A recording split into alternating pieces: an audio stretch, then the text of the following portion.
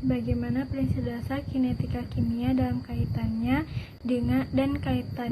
dengan penentuan umur sediaan obat. Yang pertama itu ada pada sediaan obat cair, yang dimana stabilitas obat adalah derajat degradasi suatu obat dipandang dari segi kimia.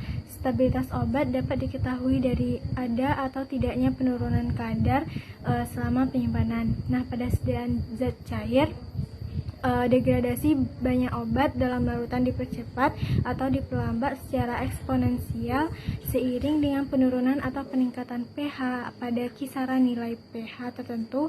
pH yang tidak tepat diperingkat dengan paparan suhu tinggi sebagai faktor yang paling mungkin menyebabkan hilangnya obat secara klinis akibat reaksi hidrolisis dan oksidasi.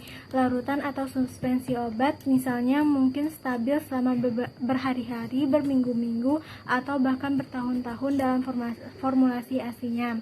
Namun bila dicampur dengan cairan lain yang mengubah pH, ia akan terdegradasi dalam hitungan menit atau hari, atau kemungkinan bahwa perubahan pH hanya 1 unit dapat menurunkan stabilitas obat sebanyak 10 kali atau lebih.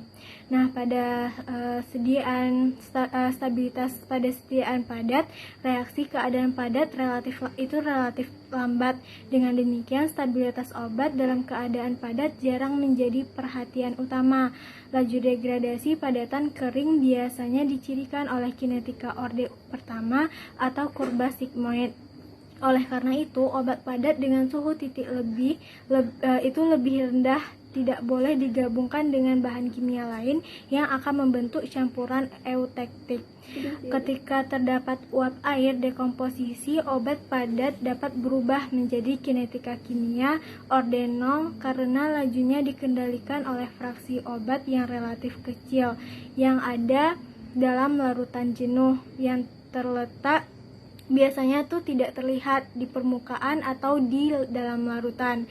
Sebagian besar produk obat padat pertimbangkan obat yang dapat dihidrolisis yang terkena peningkatan suhu sebesar 20, misalnya dari suhu dingin ke suhu ruangan yang terkontrol.